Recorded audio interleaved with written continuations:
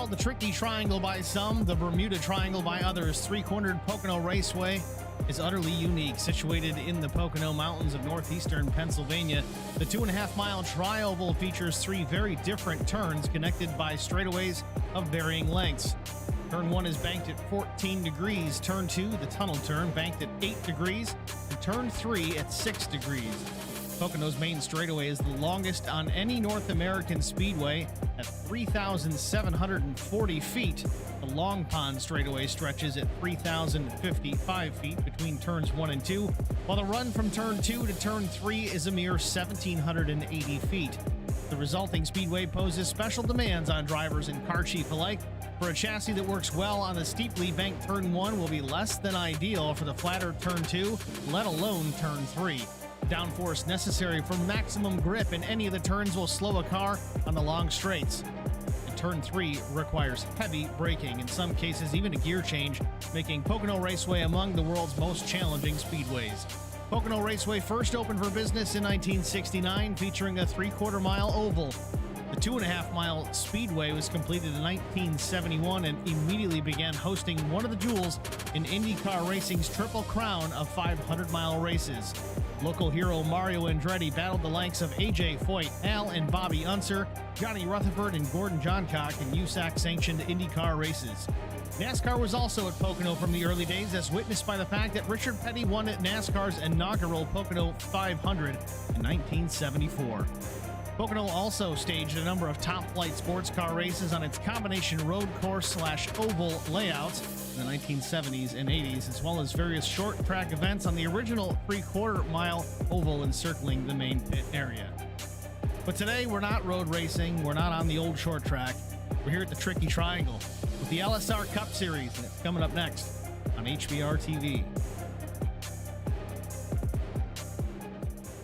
Once again, everybody, welcome and good afternoon, good evening to virtual Pocono Raceway, Long Pond, Pennsylvania, the LSR Cup Series Love Triangle 80. This is honeymoon country up here in the Pocono Mountains. 80 laps, 3 sets of tires over the wall, full fuel load, and 1 fast repair, just in case we have problems out on the track. Practice just about wrapping up, about a minute and a half, maybe 2 minutes. Yeah, a minute and a half left. And surprise, surprise, it's the 3:15. Zach Millett topping the charts.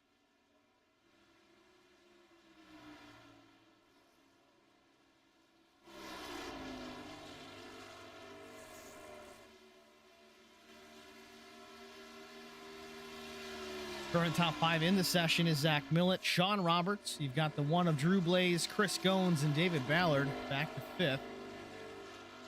We've got Ken Couch, Joe Tucker, Justin Johnson, Thorne Zimmerman is back. Cody Anderson, the top 10. Then we've got Michael Cole, Jonathan Arnn, Jesse Redding. 13 cars have taken laps so far. Keaton Burnett is also in the session. Hasn't gotten any practice as of yet. Is in the pit lane, but a late arrival for the driver, the number 26. Let's see how he shakes that car down here. Possibly going to cheat a little bit, use some qualifying to do some practice.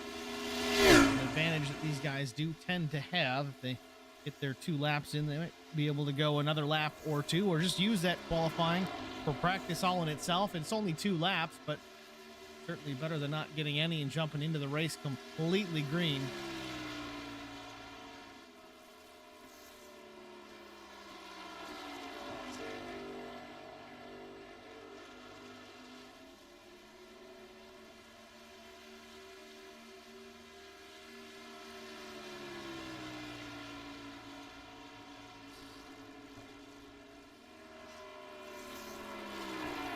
Clock strikes 0 on the session. We're going to jump right into the qualifying. Who takes to the track first? Sean Roberts into the car first. Sean's going to be first to roll out of the pit lane. Start his 2-lap qualifying attempt. All cars are going to make the field. This is just to set the starting grid for tonight's race.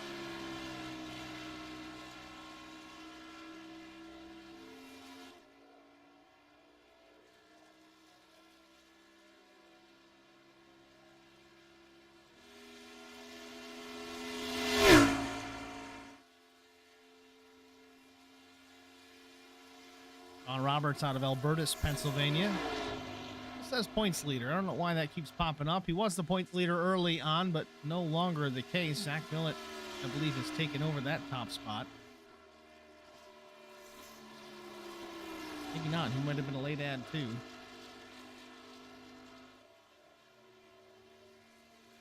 Sean Roberts off at turn 4, sees the green flag, lap 1.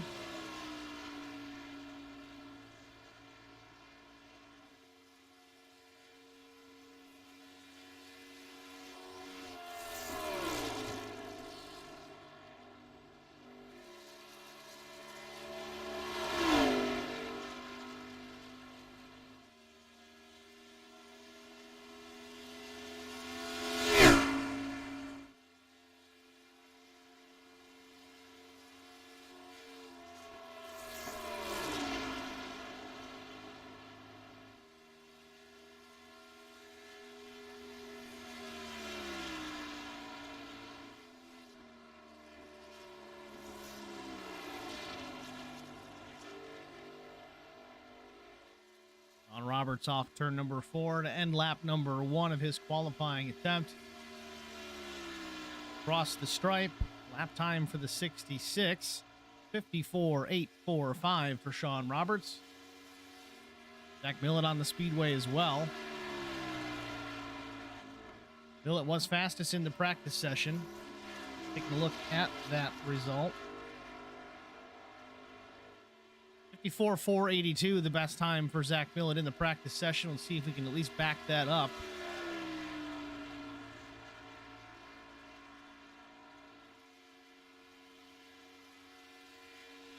Millett takes the green into turn 1.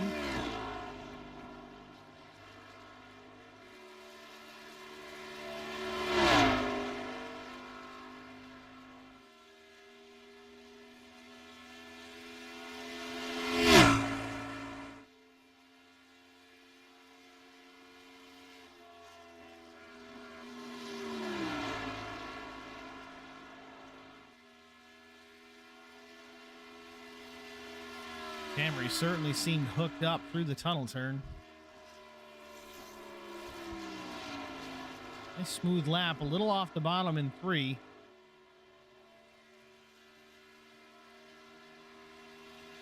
Meanwhile, Drew Blaze is taking the top spot, 54.71. Likely a first lap for Blaze, but Millett goes 54.52 on his first lap. Justin Johnson out on track. Taking the green flag off turn number 1.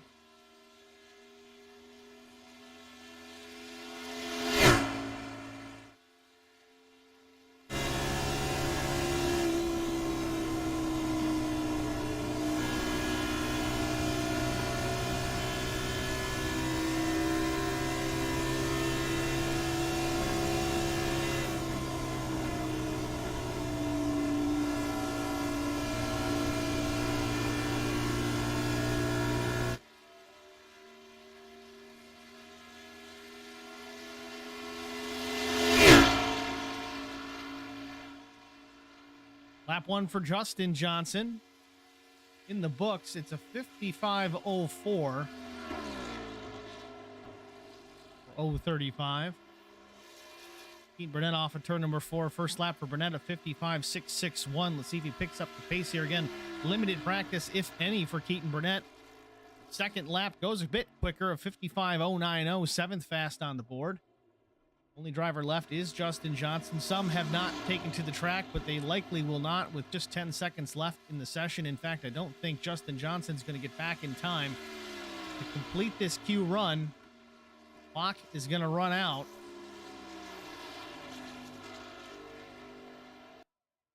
Indeed, it does.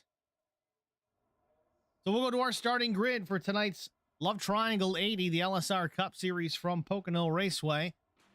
On the pole position, it is the 315 of Zach Millett. To the outside, another familiar face up towards the front, the one of Drew Blaze. It'll be fun to watch these guys battle it out tonight for the win here at Pocono. Row number 2, Sean Roberts, also a factor. Definitely going to be up in the mix this afternoon. The number 66 starts third. Chris Goins Another front runner we see quite often towards that top 5, running in the number 6. He'll start 4th. Justin Johnson, a good run for the number 10. He'll start 5th. David Ballard will roll off from the 6th position. Mr. Tardy himself, Keaton Burnett, rolls off from the 7th position. To his outside, it'll be the 13 of Joe Tucker. 9th starting position goes to Ken Couch in the 08 machine with Thorne Zimmerman, the 003 machine. He'll start 10th. Thorne's got a win here this season. I believe he brought that one home back at Bristol. 11th starting position goes to Cody Anderson, the number 17, with Jesse Redding starting 12th.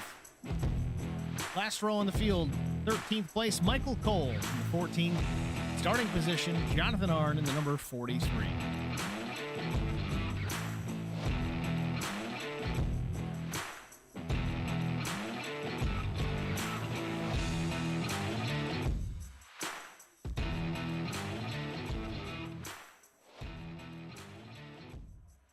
Get a note from Kevin Blue in the stream chat.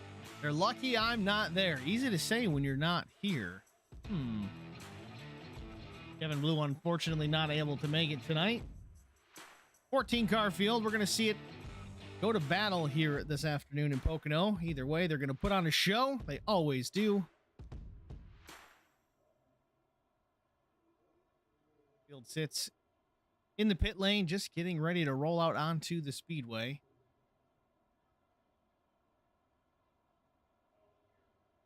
So what's the deal, Kev? You got no internet? You've got to work? What's going on? Family obligation?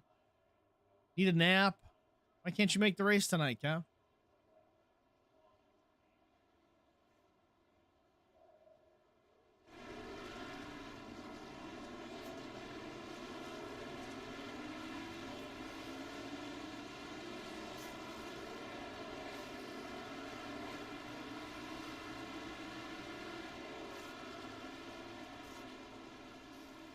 Because he died. Devil Tech 66. Because he died, making reference to last night's race at Indianapolis, the Flex Motorsports Everything Series. Ran the Dallara IR8, and Kevin Blue dominated the race, but unfortunately forgot to turn the tires on. Tried to run a 50-lap race with just one set of tires on the Indy car. Almost pulled it off, but ended up dying in a crash nonetheless.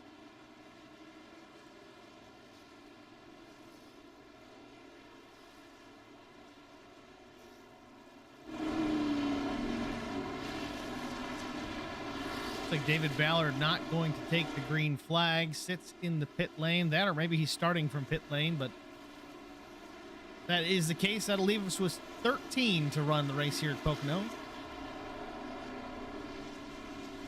Everyone's going to be gunning for that 315 or that one of Drew Blaze. Millet and Blaze have been putting on a clinic here as of late.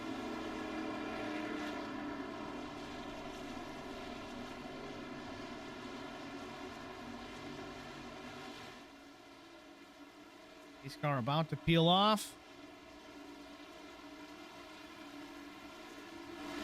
Green flag. Green flag waves.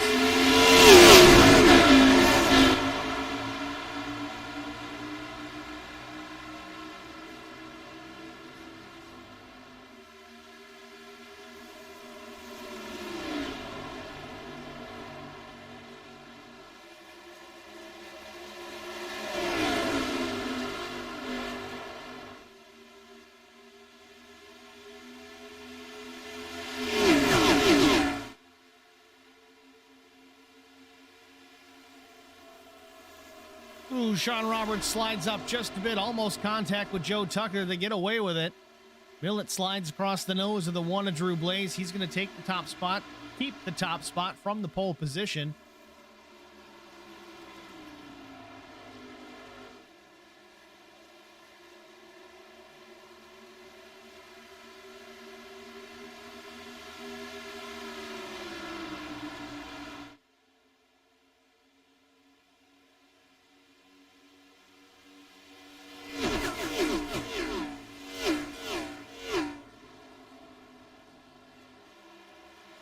Millett still out in front. Drew Blaze, though, trying to set up a game plan. A car length behind the 315. They work off turn number 1 down the long straightaway.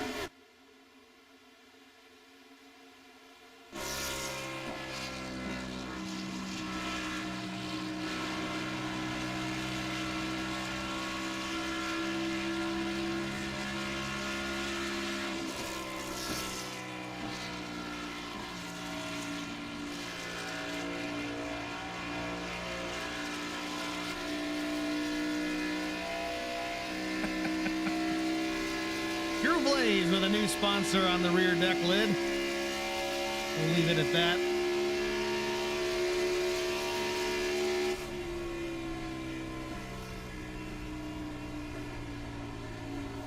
Zach Millett slides up the track just a bit. Exit at turn number 1. Blaze keeps it on the bottom.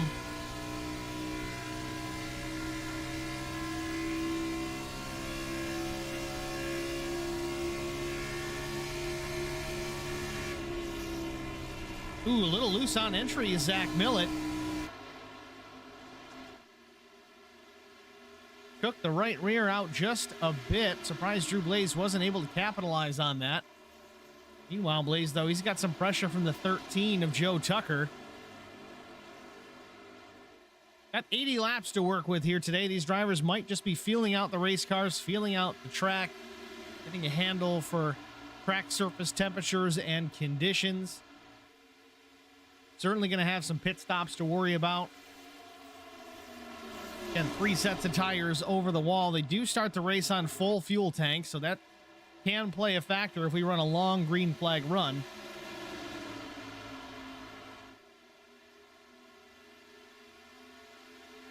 Top 6 have broken away from the rest of the field. It's Millett, Blaze, Tucker, Roberts, Zimmerman, Gones. A little bit of switching back and forth in the 5 and 6 position. Zimmerman and Gones battling it out.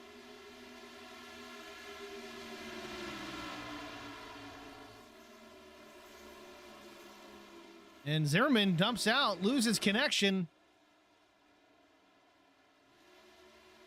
Thorne Zimmerman dropping all the way to the bottom of the running order, loses his internet connection, it appears. That or a power failure. Nonetheless, Zimmerman drops all the way to the bottom of the order. Chris Gones slides up into the top 5, albeit by bad luck for the 003.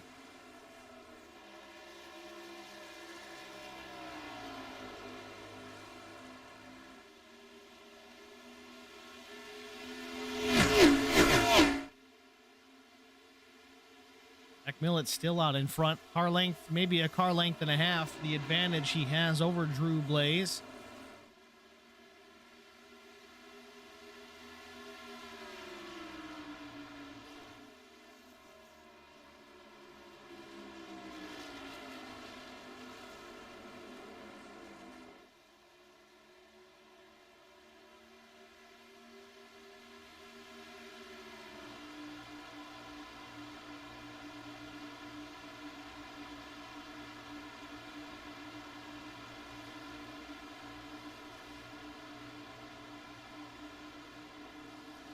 Chris Gones thought he had a run on the 66 on entry to 1, thought better of it, wasn't quite close enough to pay that one off.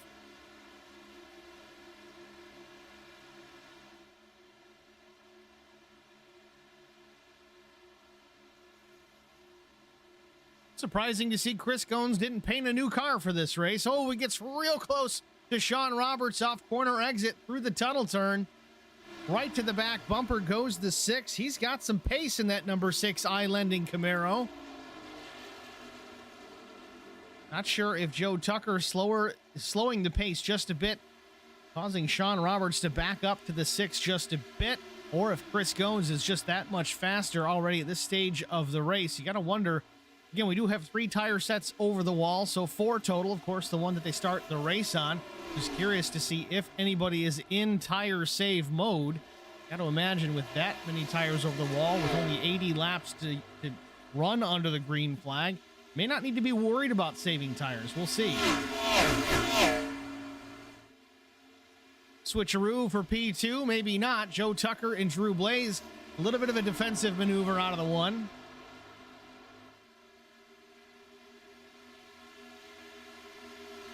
Tucker looking to the inside now. Blaze is going to let him go. Or not. Tucker overdrives the corner, slides it up the track. Crossover came off turn number 3. Drew Blaze looks to the inside. Tucker actually carries some extra momentum down the front stretch, though. Now here comes Chris Goins looking to the inside. He's going to go 2 for 1 here.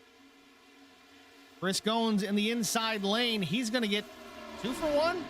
Maybe 3 for 1.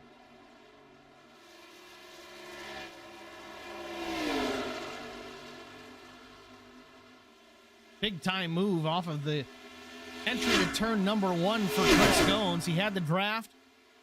Not able to make it stick. Unfortunately, though, Goins slides back in behind the 66 of Roberts. Had a whale of a run down the front straightaway. These 3 drivers on the outside, Blaze, Tucker, and Roberts, they get lined back up. Use that draft to their advantage. Again, the slipstream in play. Chris Goins not able to complete the pass from that perspective without any help. It's amazing to see how much that plays a part. Goins looking to the inside of Roberts another time here. Side by side across the line, as is Tucker and Blaze. Great battle here for position. This is 2nd through 5th. Tucker goes to the inside again here on Drew Blaze. Chris Goins tries to follow. High side seems to be working right now. That's where it's at.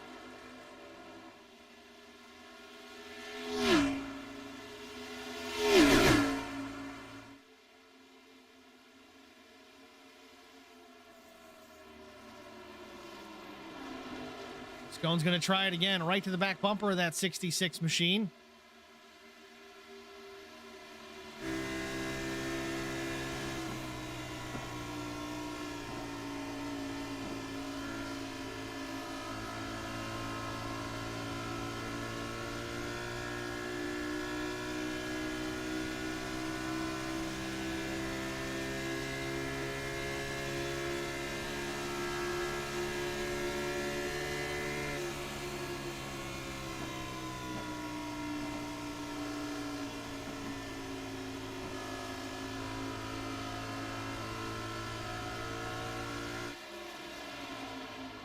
Chris Goins starting to get impatient with Sean Roberts. Chris definitely seems to have a bit more pace, but Roberts using defensive lines to keep the position, to keep that 66 up top, not give up too much of the inside too early. Definitely has the drive off and out of the corner, so Roberts able to maintain that 4th position. Goins definitely seems quicker, but not able to mount a big enough charge to make the pass.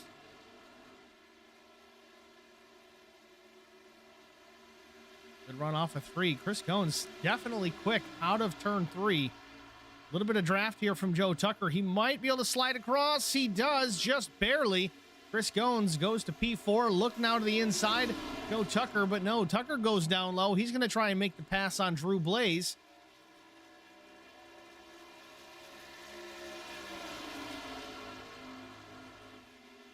Not sure if Sean Roberts has a problem or if he's just burned up the tires trying to save that position from giving it up to Chris Goins. Meanwhile, Goins makes the pass on Drew Blaze. Follows the 13 to Joe Tucker on by. Move Blaze back to 4th. Tucker 2nd, at least for now. Goins is on a mission. Passes the 13, or does he? Doesn't have him clear. He's going to drive it deep. Ooh, little slip from the 1. Does not make contact with Tucker, but loses momentum out of turn 3. Roberts may have him set up here into 1. Meanwhile, Chris Goins go to 2nd spot.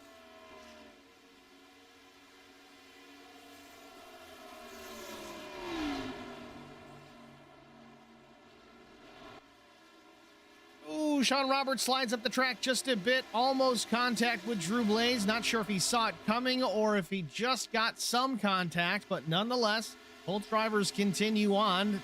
No harm, no foul.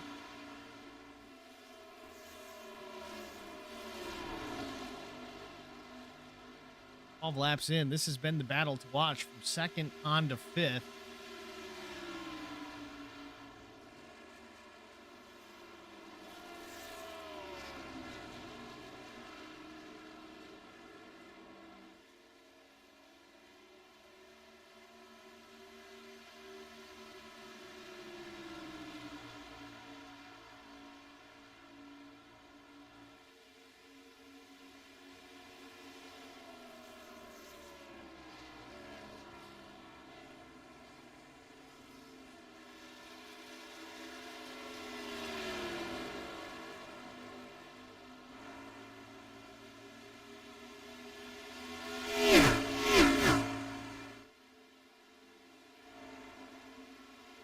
Meanwhile, while this has all gone on, this battling for the second spot through fifth, Zach Millett has stretched his advantage to 4.5 seconds over the rest of the field. Clear sailing out in front, clear sailing out and back.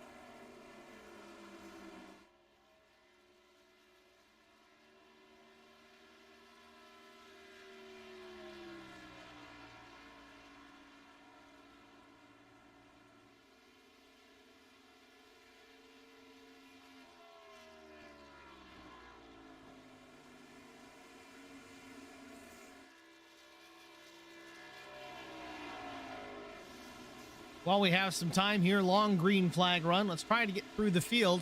Seems like every time I do this, we get that dreaded colorful word indicates a flag when there's an incident on track. I'm not even going to say it. So far, Zach Millett pretty dominant here this afternoon. 14 laps in.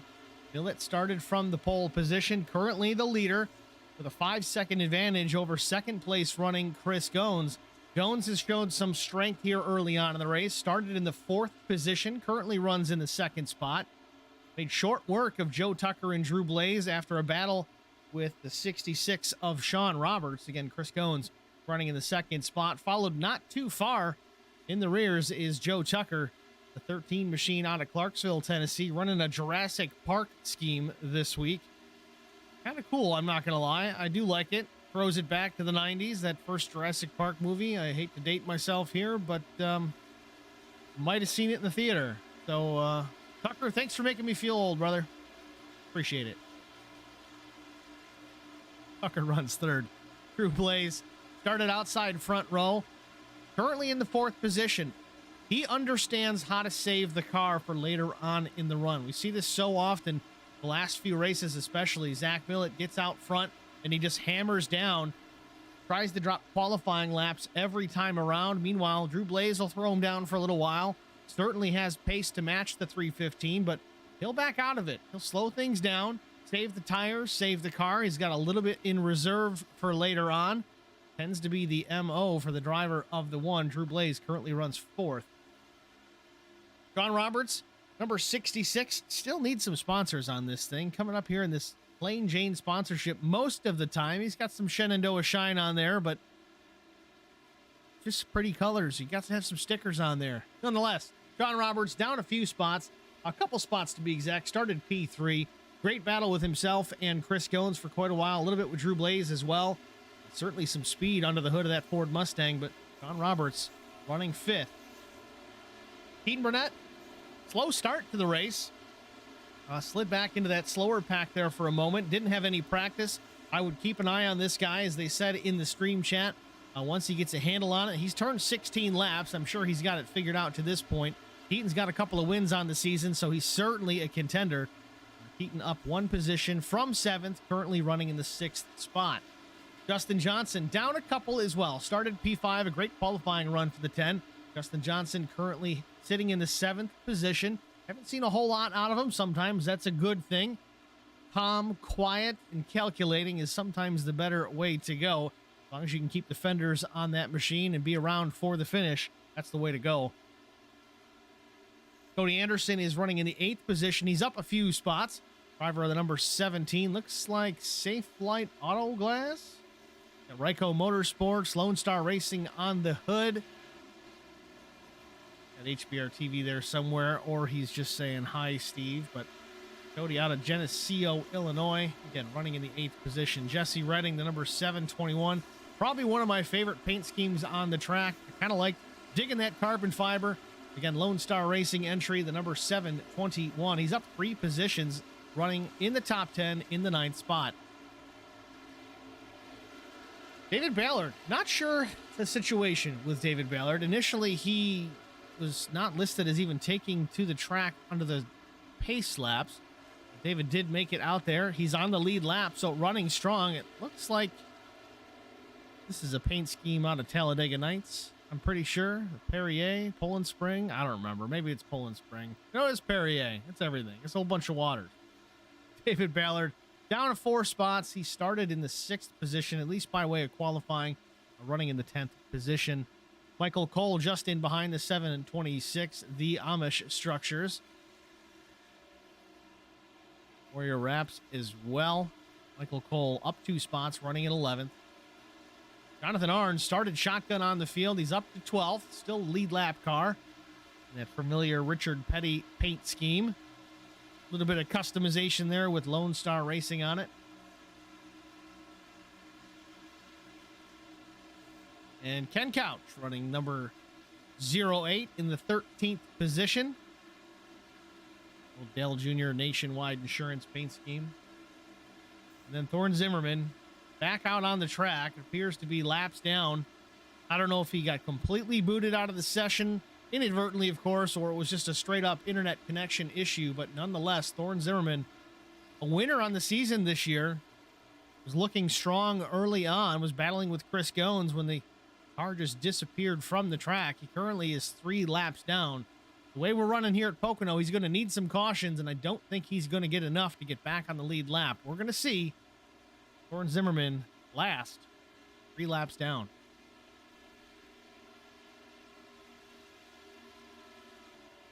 Your full field rundown. Meanwhile, Drew Blaze has slipped to the 5th position. That's going to put Sean Roberts back into the 4th spot. Still solidly in the top 5, but Blaze has Keaton Burnett starting to close in, and there's some damage to the left rear of the Drew Blaze machine. Not sure what happened there or when it happened. I've got nothing to indicate a crash for the one, but definitely contact made either with Sean Roberts or the safer barrier. Keaton Burnett looking to the inside, and now that we look at Keaton Burnett, maybe some right front damage on the 26 as well.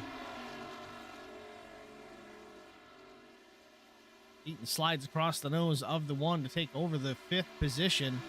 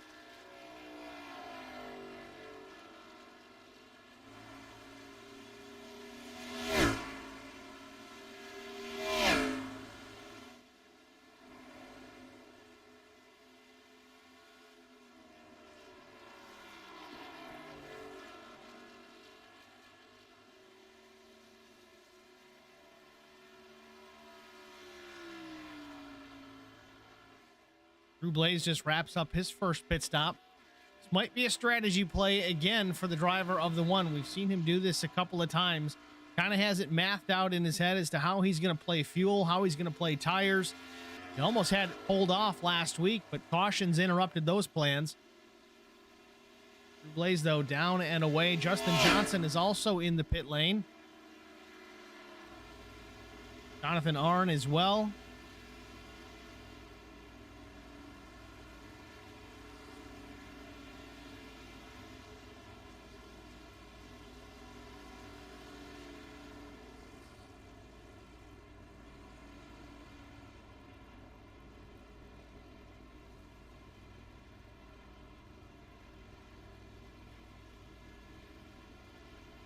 Four tires for Justin Johnson.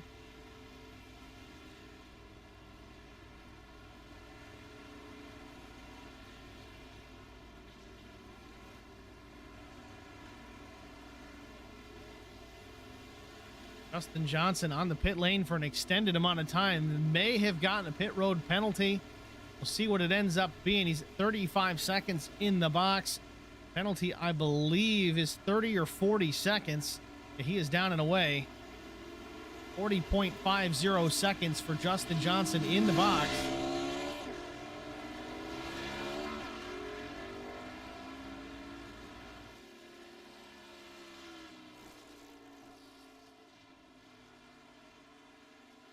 The only advantage you have here is that Pocono is such a big track. You can almost give up that time. They're turning laps in the 54-second range, so even the time in the box, Justin Johnson did still lose a lap, but not by a ton. As you see Zach Millett just now crossing start-finish.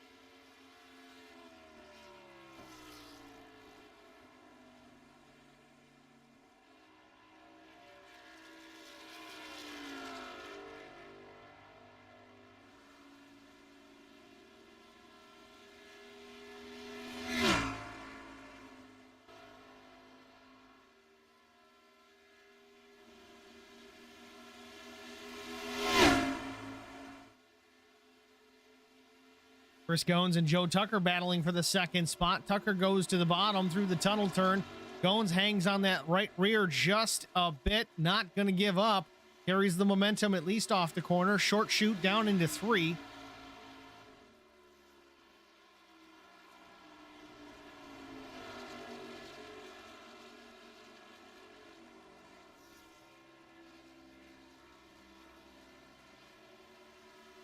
And Zach Millett is in the pit lane.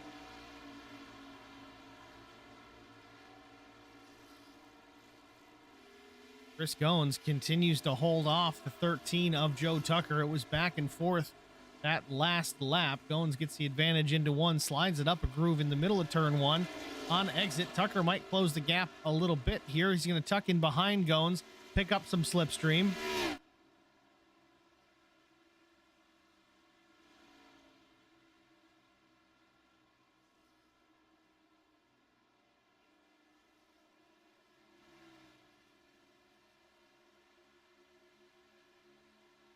As we watch this battle, this is actually now for the lead. Again, Zach Millett took the opportunity to hit the pit lane. These two drivers, at least the top 4 at this stage of the game, have not pit.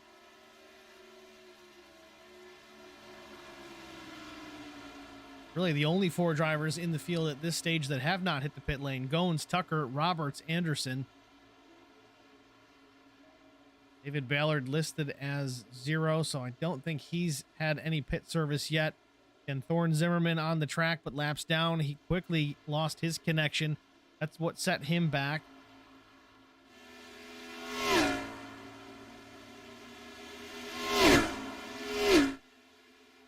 Joe Tucker, though, closes down the gap once again. Backs up his corner just a bit there, though. Chris Goins drives it in deep through the tunnel turn.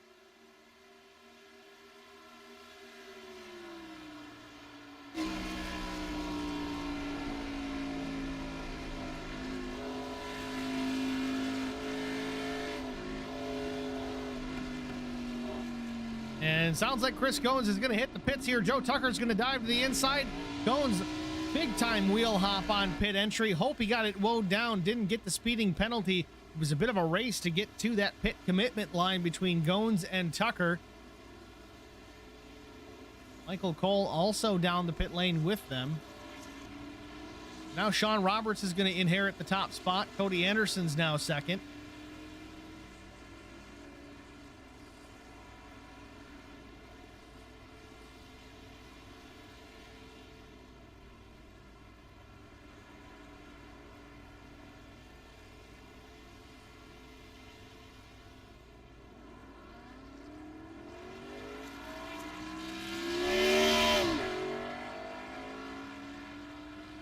Chris Goins down and away, 4 tires and fuel. Lap 26 was the pit in for the 6. And Joe Tucker, extended stop. Both drivers really. Chris Goins a 1665, not the fastest. Joe Tucker, though, an 1880 in the box. And an additional 3 seconds longer total pit lane time. You see that big gap now between the 6 and the 13. Comparative stops. Zach Millett was a 1432. Drew Blaze a 1478. Ken Couch, for notable reference, a 1443. Those are the 3 fastest pit stops so far. John Roberts, though, back out in the front of this field, still waiting for him to peel off the racetrack and get his tires.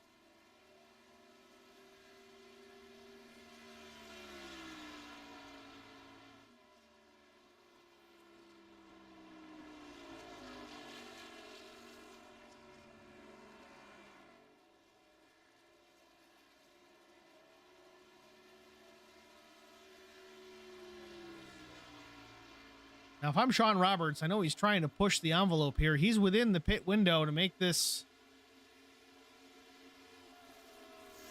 2-stop race for certain. I don't know why he's hanging out there as long as he is, maybe hoping they get a caution.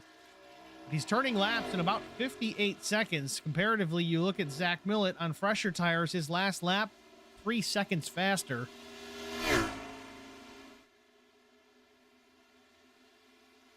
Bit of an undercut taken by most of the field at this point for the leaders, Roberts and Anderson.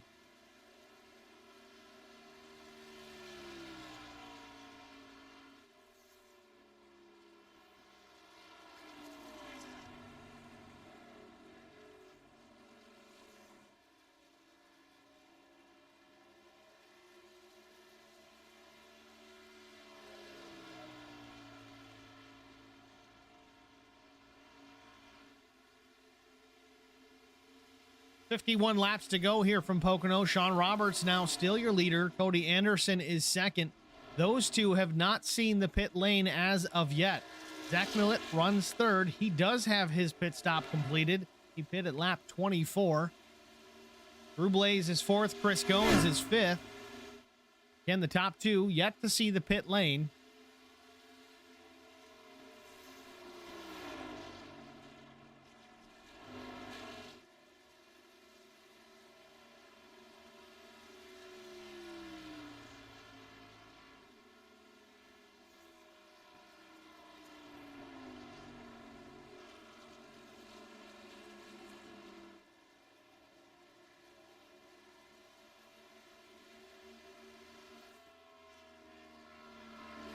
Cody Anderson finally peels off the track.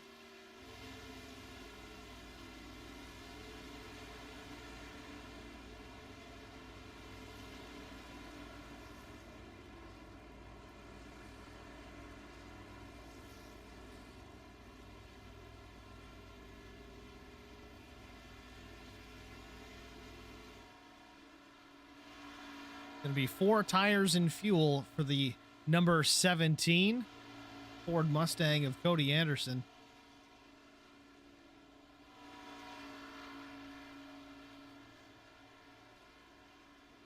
After 18.7 second stop. Not sure what is causing that, but these guys are clicking off some slow ones here this afternoon.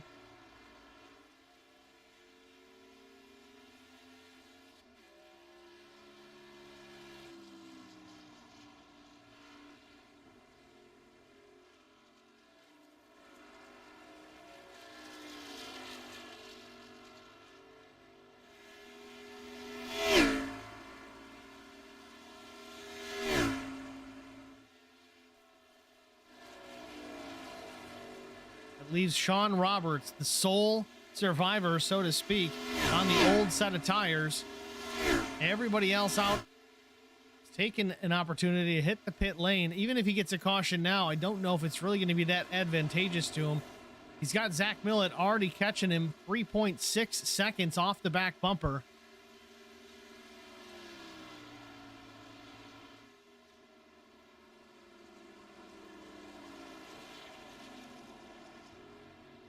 Roberts slowing up, or just on old tires. Just old tires. Roberts off of turn 4. Justin Johnson's going to get his lap back here. Goes to the inside.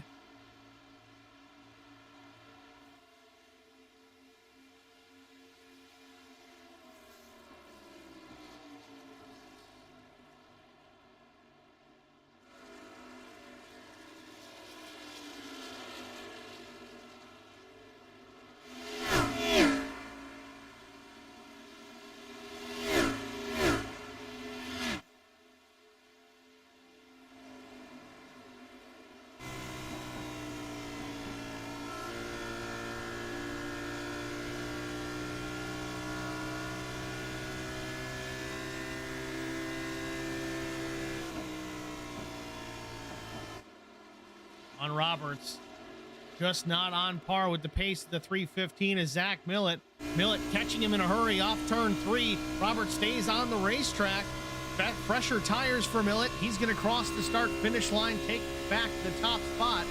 Roberts needs to make a decision now. Does he wait? He really can't at this point because things need to cycle back through the other direction if he's going to stay on the lead lap here. Hard to pit under green in this circumstance. Millett catching now Justin Johnson down the Long Pond straightaway.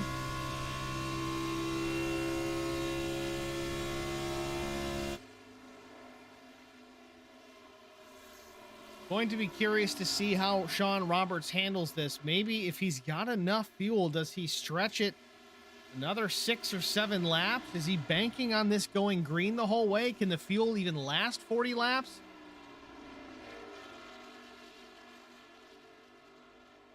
An interesting play here. That could be what's going on. If he's going to make this a one-stop race, it could work out for him. All these other guys got one more stop they're still going to have to make.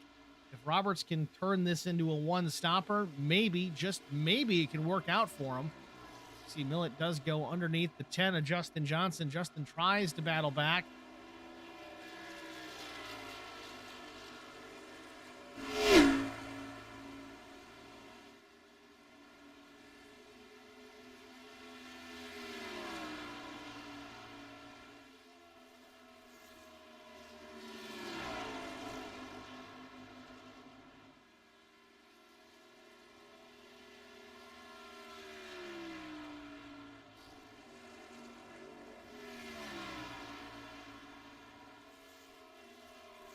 Field is pretty well strung out at this stage of the race. Sean Roberts still hangs on to the second spot. Drew Blaze is next to come by and take it, though, but he's got the 08 of Ken Couch.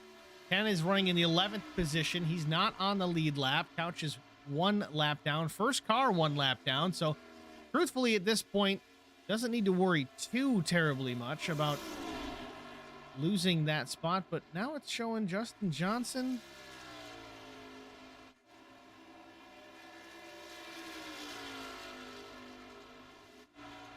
To figure this out, because Millet has passed. Okay, Justin Johnson is 1 lap down. He's the first car 1 lap down. It hasn't cycled through the live timing as of yet up until that point. That's why I was confused.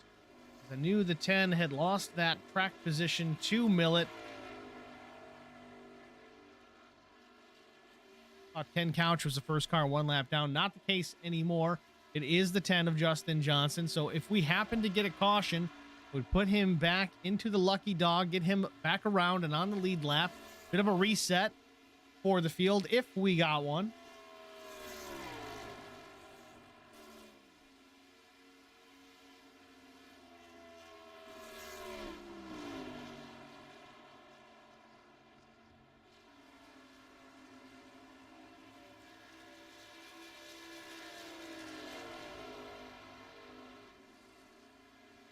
Gotta say, the stream chat has been pretty quiet as of late.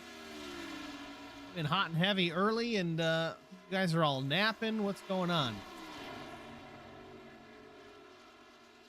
37 laps in. We're about 3.5 shy of the halfway point. Sean Roberts still out on the racetrack, maintaining that second position.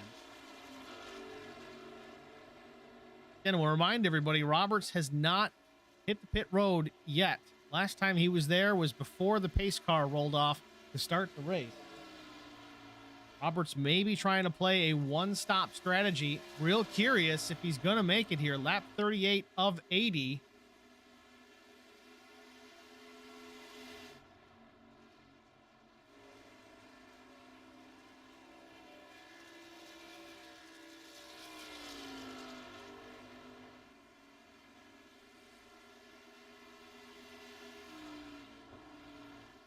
David Ballard, the number 90 Poland Spring Ford Mustang, runs in the 9th position.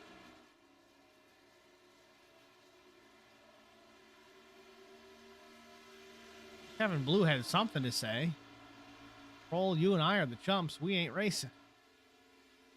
Fair statement. Yeah, Kroll, what about you? Where are you at? I didn't see your 8X, 89, whatever number you're running this week car out there this evening.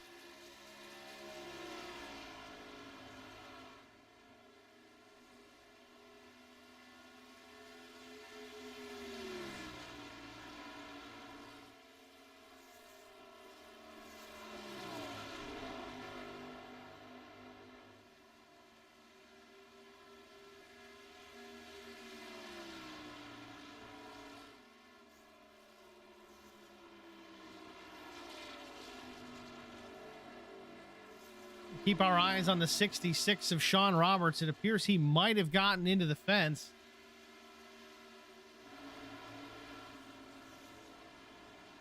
right side doesn't look as clean as it could. Not horrible, something he could certainly get straightened out, but at this stage, it looks like, oh, he's down in the grass. Can't do that. That's off turn number 3. He's going to hit the pit road here. He's going to get his pit work done. He made it just about to the completion of lap 40. Again, that's curious to see how much fuel he's got on board. But again, right side damage on the 66. It appears he is working this as a one-stop race. If it stays green the whole way, it's not a bad strategy. Again, with only 13, 14 cars in the field. Ooh, slides it through the box, has to back it up. Uses the fast repair. Right side's going on.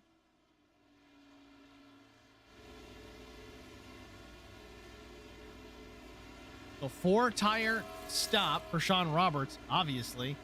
Burn that thing up. Got it to halfway on one set of tires and one load of fuel. He's down and away. Not a quick stop, 16.08 seconds, but that's better than some we saw in the 18-second range.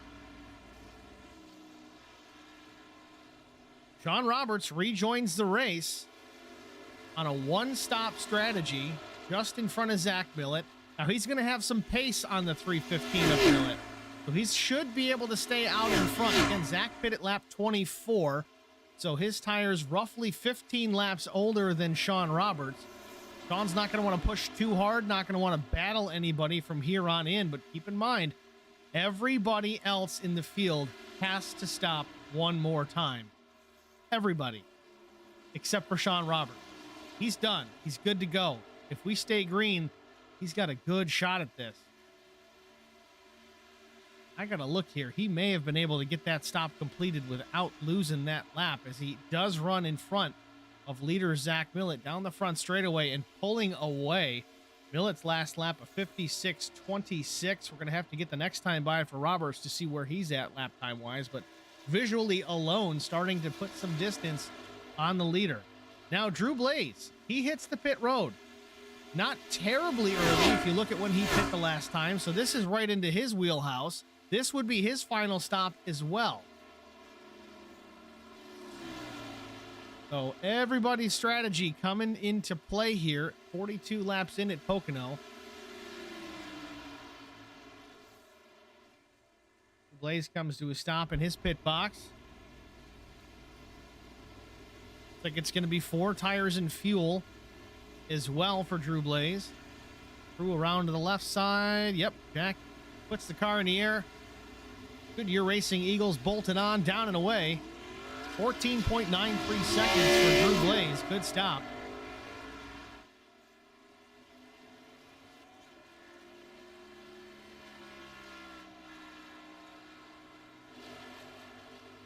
Sean Roberts quickly makes short work of Ballard, and I believe that was Michael Cole.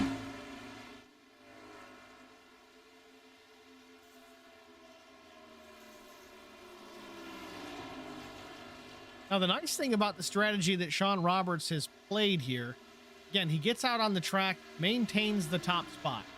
He still has 2 sets of tires in the pits. Okay? He doesn't have to pit again. If we go green all the way to the end, he's good to go. We know he's got enough fuel on board as long as he's careful about it. But on the other side of the coin, if we get a caution, which is possible, I know it's a big track and we've only got 14 cars out there, but it happens. He's still in good shape. He's on the lead lap. He doesn't have to worry about losing that lap to the leaders at this stage. He's got the freshest tires out there with the exception of Drew Blaze, but Drew Blaze is back in 9th position, so he's not in that gonna lap you position. The caution comes out. Sean Roberts still has tires over the wall if he wants to pit. If he gets back on the same sequence with these guys, he qualified well. He had good pace during the race. So I think this is a win-win strategy for Sean Roberts. Won't necessarily result in a checkered flag, but he'll definitely see it likely near the top 5, if not better, here this afternoon, regardless of what happens, cautions or otherwise. A pretty good strategy so far, it seems, for Sean Roberts, driver that number 66.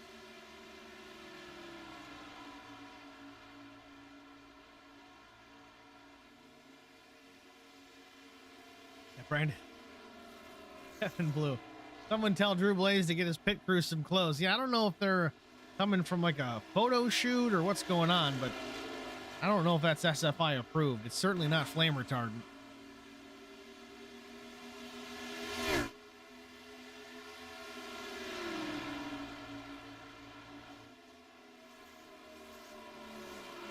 Now we're going to watch Zach Millett here. He pit around lap 24. If he sticks to the same strategy, he's going to hit it at 48, 49 or so.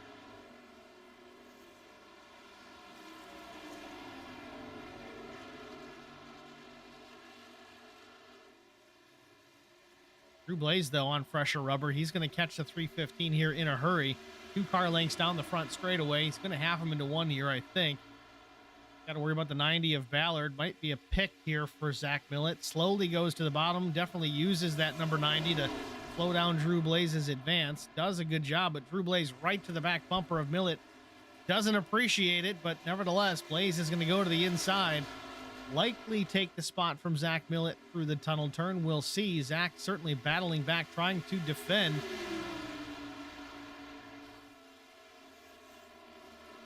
Not gonna matter though. Drew Blaze goes on by. He's gonna get the lap back. Now the 90 of Ballard is the first car 1 lap down. If we get a caution, he would be the recipient of the lucky dog and drives it in way deep. Almost gets into Zach.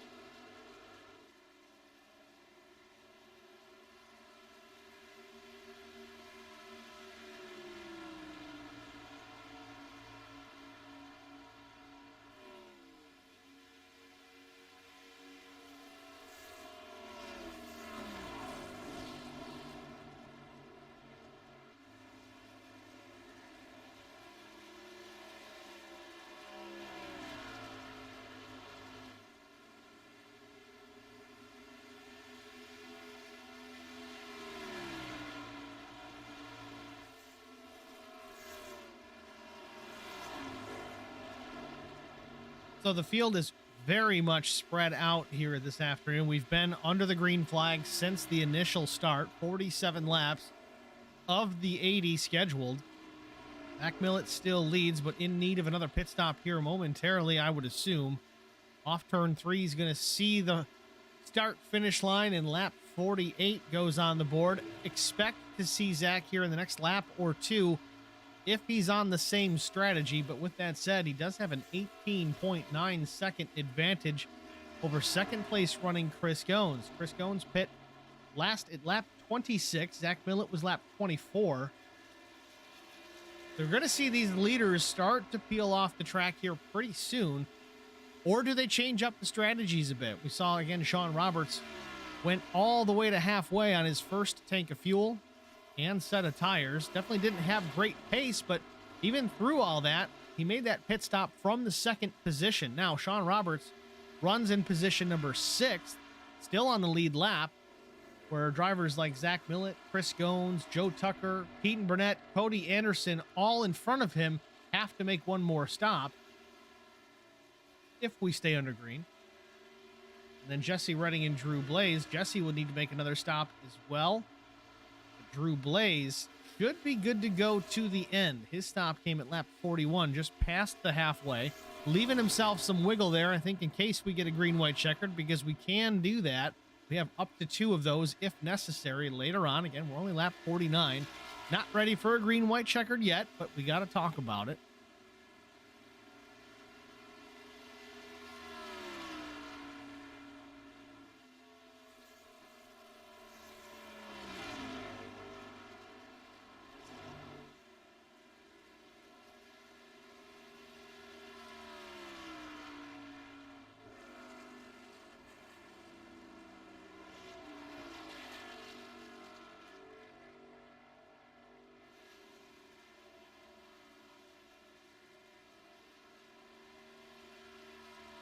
Zach Millett stays out on the track. Gotta wonder if he's switching things up strategy-wise. If that's the case, Millett pit lap 24. We're just making the assumption that the longest you're gonna go is 40 laps on a full load of fuel. Might be a little short, but that's what Sean Roberts did. That's the furthest we've seen someone go on their fuel load. So Millet out in front, his last stop, lap 24.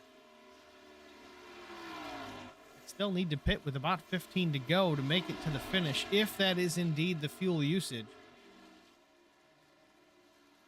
Roberts off 3, trying to battle with Cody Anderson. Anderson's going to defend. Slowly making that move, just taking away the racing line. That's a road racing move that you're seeing right there. I know we're out here on an oval, quote unquote, tricky triangle with 3 corners, but that's a road racing move. And I know this place kind of runs and races kind of like a road course. It is not, but I can see some of those similarities. Cody Anderson runs frequently here in the Road Series, especially on Monday nights in the Lonestar Racing GT3 Series. Certainly runs well. Recently had a top 3 finish. That move going into 1, that is how road racers typically defend. Not a drastic block like a lot of times you will see in oval racing, but a gradual or just take away the preferred line. See Sean Roberts starting to get a little frustrated. This is for position. This would be for the 5th spot. Sean Roberts, 9 lap fresher tires than Cody Anderson. So Cody's going to need to pit soon anyway. Maybe 19 more laps before it's really necessary, but I'm Sean Roberts. I don't bother wasting it right now. Don't burn up the fuel. Maybe don't burn up the tires. Good to go to the end. If your strategy is waiting, hoping for the green flag to stay out. I know we're all racers at heart. We want the positions if we're faster, but he's just burning up that right front, trying to get by. Oh, contact! The 08 into the wall collects Sean Roberts. Really doing a great job, man. Big damage to the 66. Ken Couch and Sean Roberts. Couch gets into the outside wall, and this bounces into the right side of the 66. Caution comes out. This couldn't be any worse for the 66. Yes, the caution would have worked out great because he was still on the lead lap and he's got plenty of tires.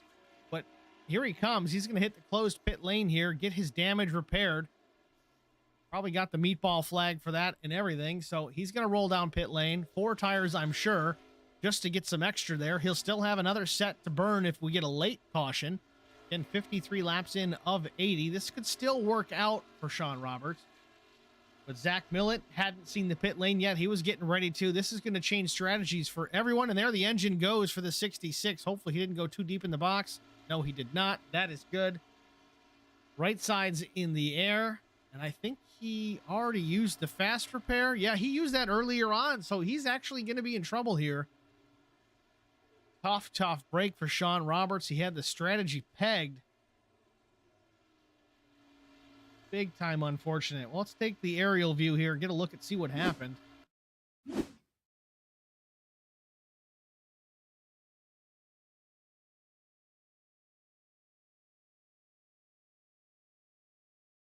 It almost looks like he either got in the marbles or blew a right front. Ken Couch gets into the outside wall as Sean Roberts is sliding into him. They collect each other.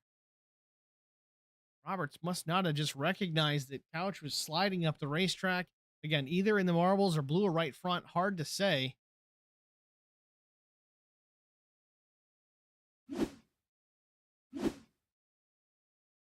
Ken was way out in front of these guys. And as soon as he turns in, it starts sliding up the racetrack.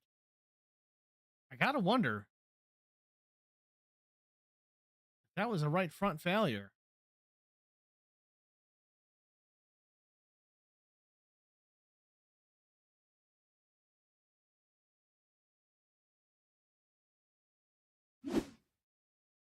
Watch on board here.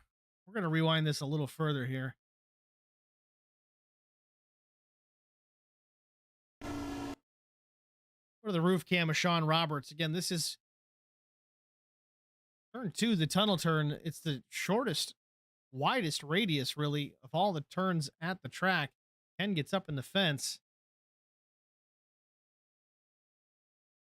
Talked about it right before it all happened. I don't know if I would have been battling Cody Anderson that hard at that point of the race, knowing he's going to have to stop.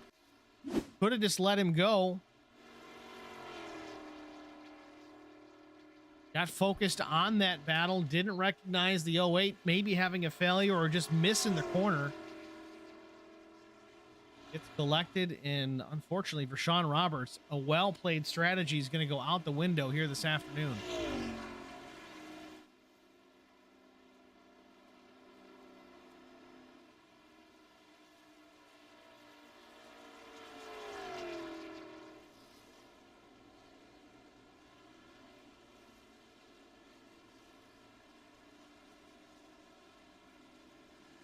About to be 55 laps on the board. We're going to step aside here for a short break. We'll return.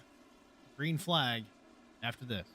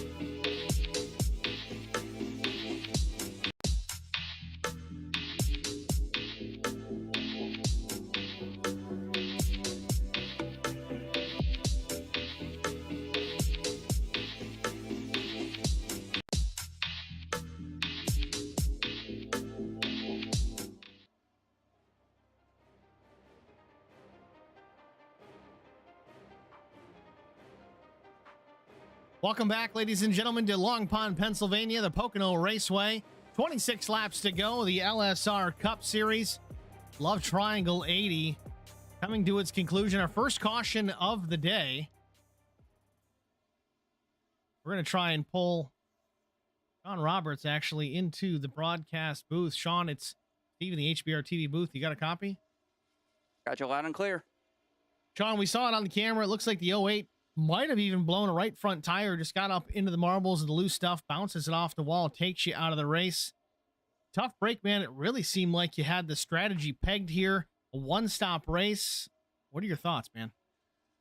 Yeah, I noticed during practice, I was like right on the limit of being able to do it on one stop. So as soon as I burned up my tires running against Joe, Chris, and those guys, I'm like, okay, let's try to stress a strategy on. I was on pace to make it on one stop as long as there were no safety cars, and then Tim bounced it off the wall and took me out. I burned my fast repair when Blaze bounced his car off the wall into me off of turn 3. So my race is over. Tough break, man. You looked real strong and you looked pretty smart out there. Unfortunately, it's just going to be not to be. We're going to have to see who can settle this here from the racetrack. Sean, again, good run, good strategy. Thanks for talking to us, man. Good luck next week. Yeah, thanks. Good luck to the rest of the guys out there. Sean Roberts involved in our first and only caution of the day. Driver the number 66, tangling with the 08 of Ken Couch. Ken, I don't know if Ken lost a right front tire or just lost grip on that machine, but unfortunately he did peg the outside wall, and unfortunately for Sean Roberts, he went with him.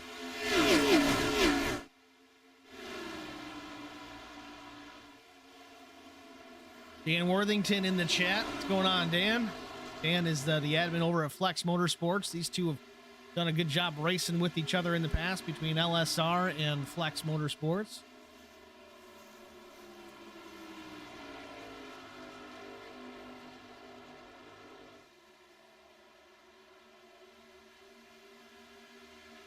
So a bit of a reset. Now we've got 8 cars on the lead lap. They are Zach Millett, Chris Goins, Keaton Burnett, Joe Tucker, Drew Blaze. That's the top 5.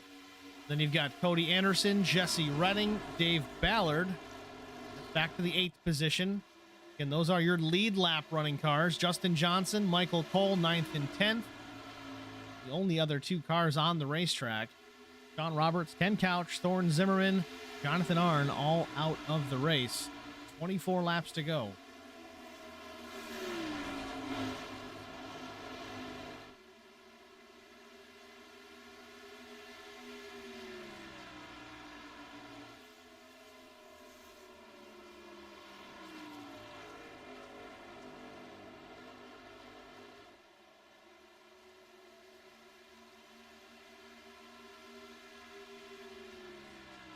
Millett changing up his line just a bit, trying to take some of the draft away from Chris Gones. He's got enough help in behind that I don't think it's going to matter too much.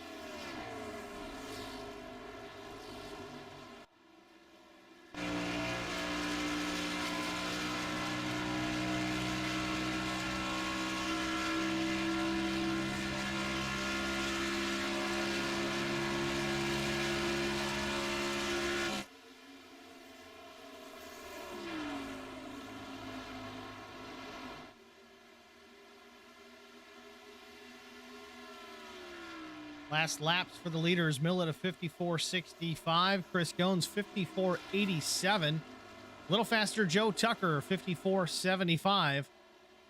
Jesse Redding and Dave Ballard also in the 54s. They're back in the 7th and 8th position, possibly aided by some draft.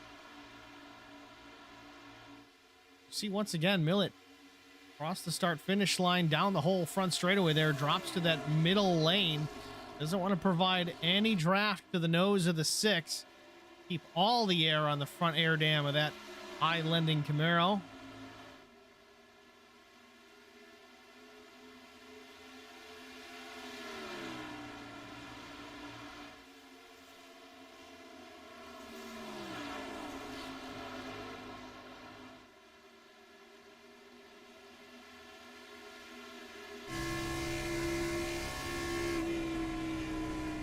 Right on board with Chris Gones from the 2nd spot. He works through turn number 3.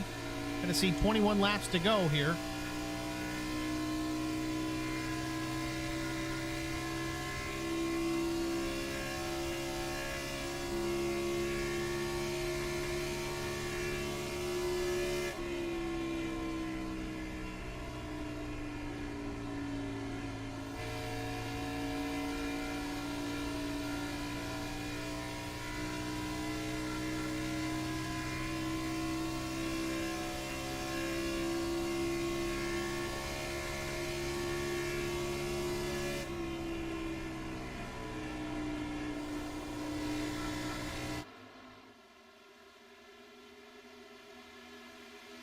Joe Tucker right to the back bumper of Chris Gones. We watched this battle early on in the race, and it looks like it's developed once again. Keaton Burnett's going to join the mix, though. He's going to watch this unfold. Tucker goes to the bottom, puts a nose to the left rear of Chris Gones off a 3. Can't do it. Now he goes to block Keaton Burnett. Keaton's going to stay and hold his line. He's going to go to the inside of Joe Tucker. Tucker slides in behind Chris Gones, hoping he can draft off the 6 to maintain that spot. Keaton Burnett going to dive it to the bottom. Not enough here, I don't think. He's not giving up, though. Slides it up the track, does Joe Tucker. Into the loose stuff. High, wide, and handsome off of turn number 1. Down the back stretch. It's a drag race between himself and Keaton Burnett. Maybe not. Burnett slides in behind the 13 because it's let Drew Blaze join the mix as well.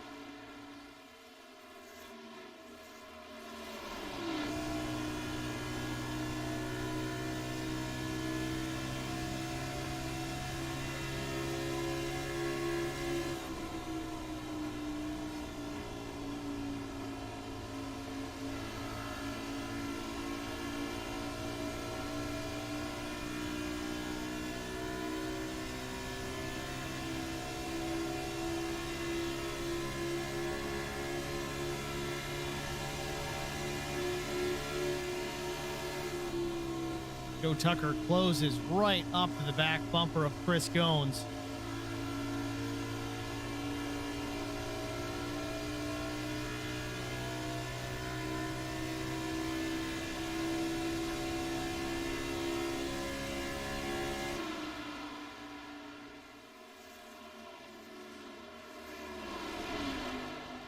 This is almost like deja vu from the first 25-30 laps of the race.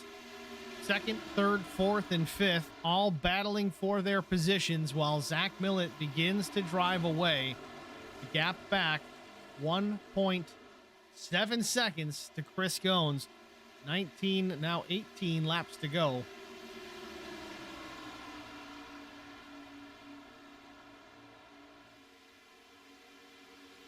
Blaze trying to move for the position. Keaton Burnett either blocking or going for his own spot. Drew Blaze has to check way up to avoid contact. Keaton down to the bottom with Joe Tucker to the outside. Burnett trying once again to take over that 3rd spot. Tough to pass, especially if you're going to defend from the high lane. Keaton Burnett's going to lose a lot of momentum off the corner. Drew Blaze is going to tuck right to the back bumper again. Oh, Keaton Burnett scrapes the wall off the tunnel turn, keeps it in the gas.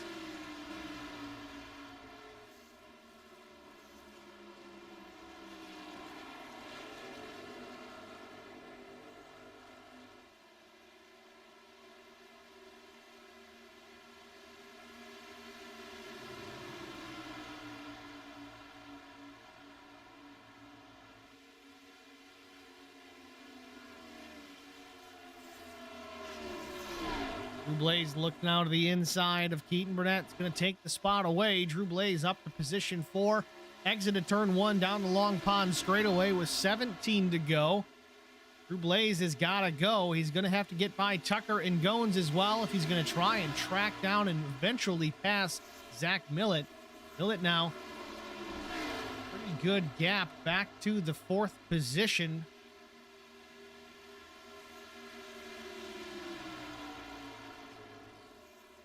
Keaton Burnett not willing to give up the fight, though. Closed up to the back bumper of Drew Blaze. Keaton backed up his entry into 3 quite a bit there. Let's see if it pays off down the straightaway. It does allow you to get back to the gas a little sooner. Blaze pulls out here to the inside of Joe Tucker. Into turn number 1. Will Blaze have the spot? Dives it down to the bottom. Tucker gives him some room. Seen Chris Goins and Joe Tucker both utilizing that mid to high groove, paying off because they can keep the momentum up through the corners, carry that down the straightaway. You see the advantage they get. A lot of horsepower up front in that Camaro and Mustang. Drew Blaze closes right back up through the tunnel turn 2. Gets to the inside of Tucker again through the short chute. Dives it to the bottom into 3. Is he going to cross him up? Slide job, too much of a slide job. Crossover, Joe Tucker takes the spot right back. Drew Blaze starting to show some frustration here with 15 to go.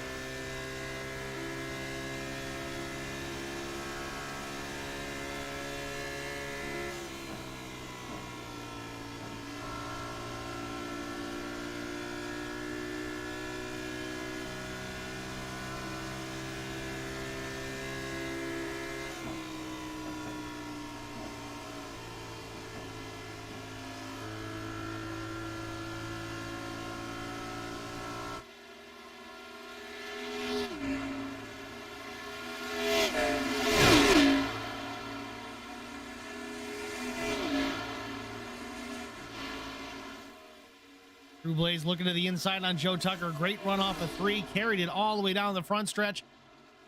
Dives it in deep. Another crossover by Joe Tucker. They keep going back and forth. Joe Tucker maintains the 3rd spot. It's also allowing Chris Goins to get away just a bit.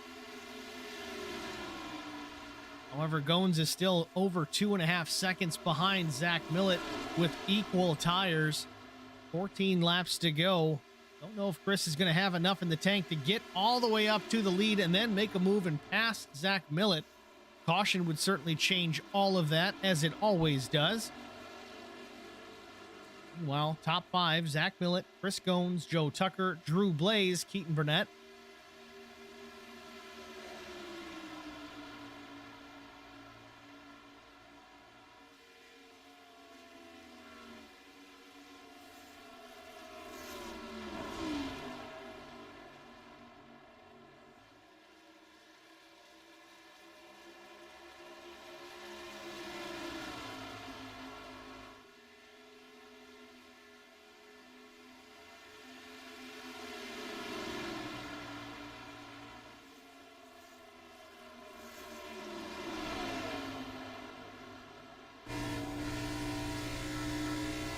Drew Blaze checks up a bit through the tunnel turn. He's been so strong there this afternoon. Not enough there.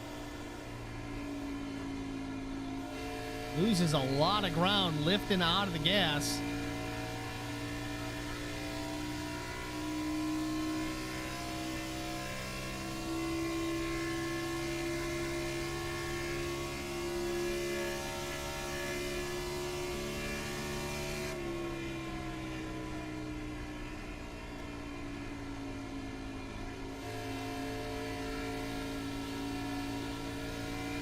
Watch how smooth the hands are with Drew Blaze mid-corner. Very, very smooth input into that steering wheel. Don't want to chop up those tires more than they have to. See how he gets through the tunnel turn this time by. Much better.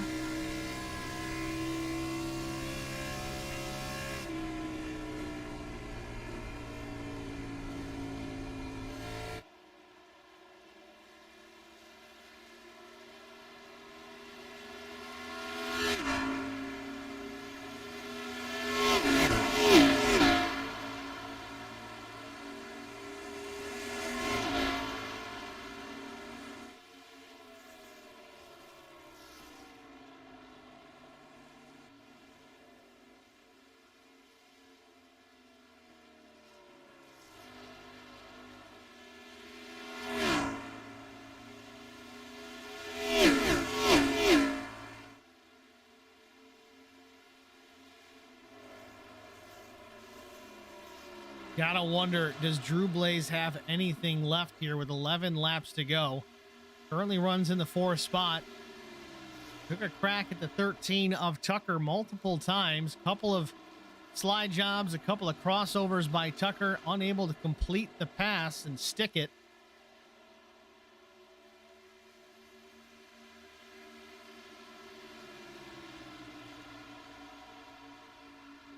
Good run down the straightaway, though. Blaze is going to look back to the inside into one, see if he can get it done. First slide job. Tucker goes back to the bottom. Blaze goes back to the top. Clears them again. Slide job, crossover. Slide job, crossover. Another slide job, crossover. Back and forth they go. Drew Blaze just grasping at straws, trying to find a solution to the problem in front of him, and that is the 13 of Joe Tucker. Now he's got to contend with Keaton Burnett once again. He started the day on the 7th position with no practice. Certainly he's got a handle on that car now as he gets to the back bumper of Drew Blaze. Half the car length back is the 26th. Through turn number 3. 9 laps to go. Burnett, he's got a top 5 so far. Would love to make it a P4 or better.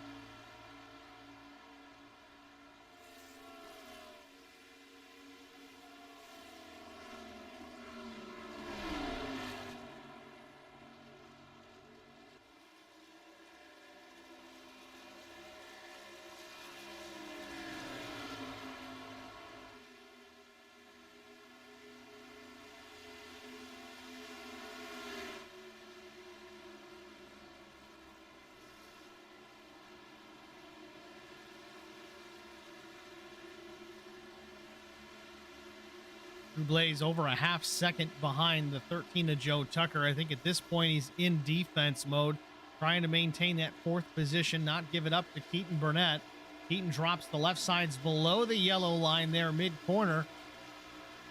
While Drew Blaze slides it up the track just a bit. Down the front straightaway they go.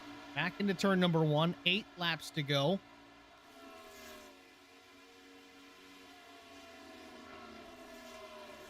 Jesse Redding is hitting the pit lane for his final stop on the day.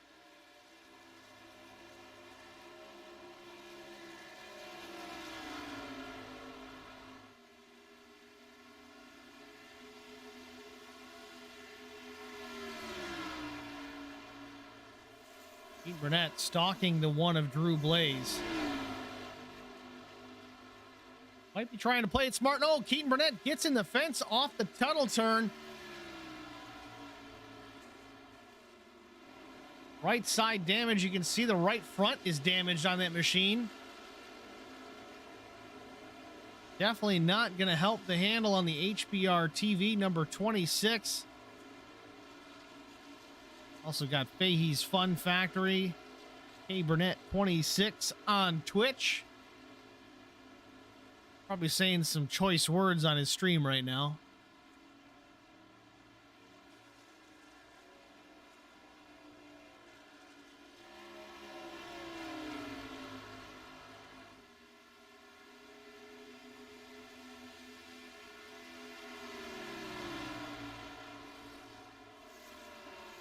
Now, Chris Goins and Joe Tucker are the two closest cars for position on the track, and they're 0.6 of a second separated from each other. Last lap for Chris Goins, a 56.75. Tucker was a bit quicker, half a tenth faster, that is. Going to need more than that to get to the back bumper of the 6 and try and take that second spot. As it seems right now, without a caution, this battle is going to be for position number 2. Zach Millett walking away from the field, a 4-second advantage over the 6, running second, Chris Goins.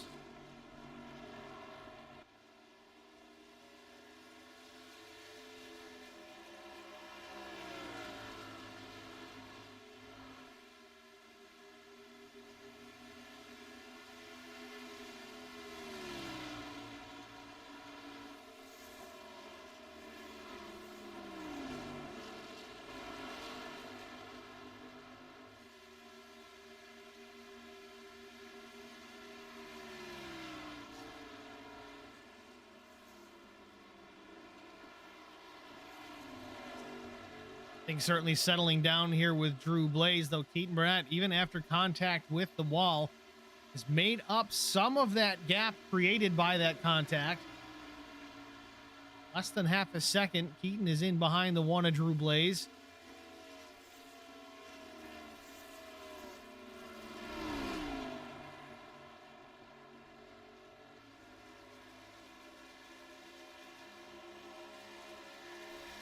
Keaton Burnett in the wall again, off through the tunnel turn, trying to get all he can.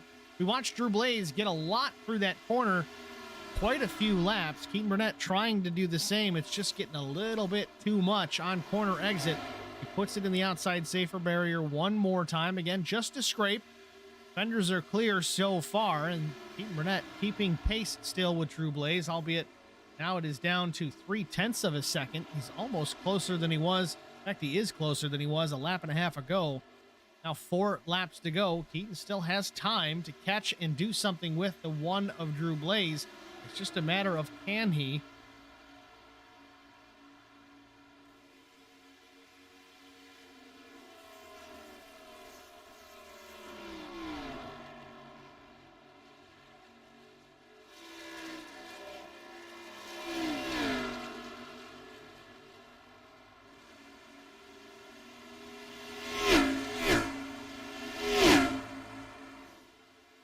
There he is, Keaton Burnett right to the back bumper. Again, different lines for these two. Blaze goes to the bottom. Keaton's going to go high, has to lift a little bit. He was going to get that wall again, had to check up to avoid it.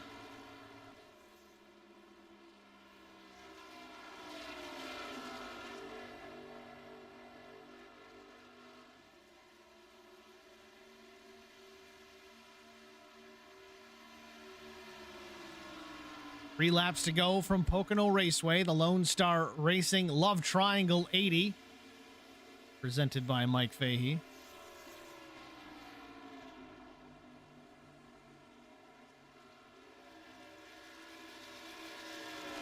Speaking of Fahey, this is his race. He's not even in it.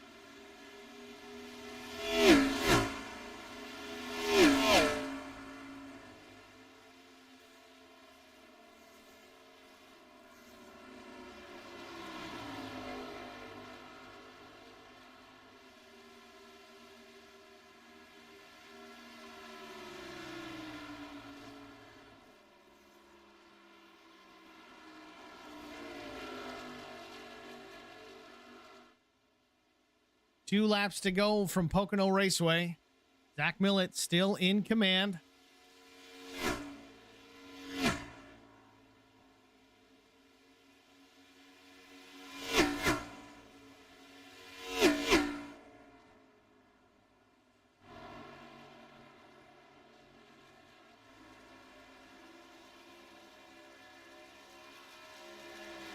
Keaton just doesn't have the right front tire anymore to do anything off the tunnel turn.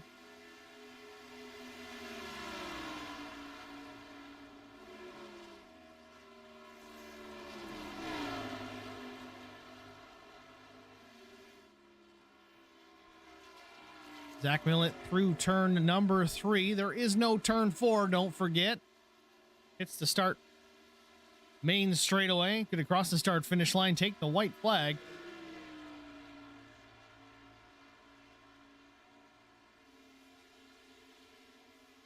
Millett started pole position here this afternoon, was dominant most of the day, through some pit cycles, didn't lead every single lap, but a good majority, certainly led most laps on the day.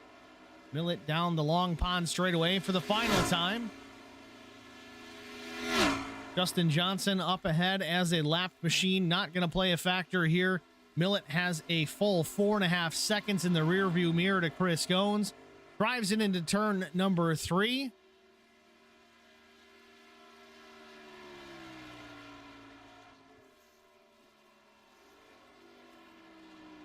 Zach Millett off turn number 3. He's held a pretty wheel all day long. Not a scratch on that Toyota Camry. And once again, the only Toyota Camry in the field sees the checkered flag, and he's going to win here at Pocono.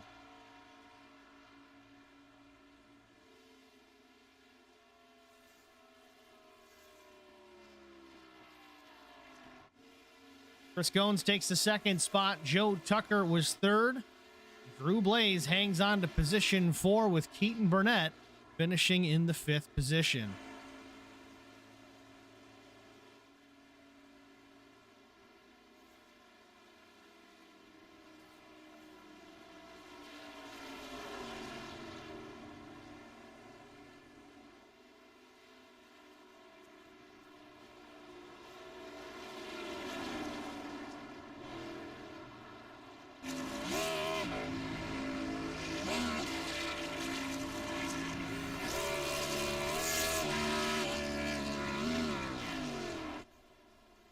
Little congratulatory push from the 6 of Chris Goins.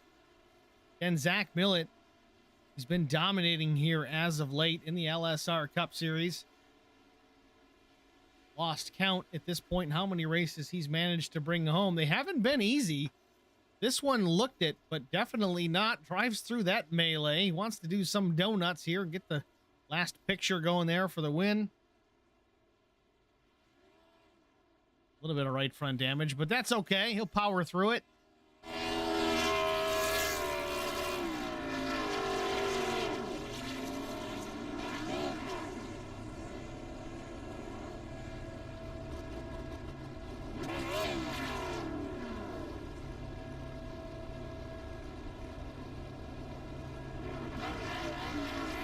Thing of beauty.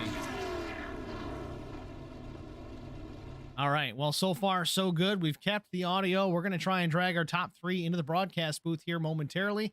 We're going to step aside, but we'll be back after this.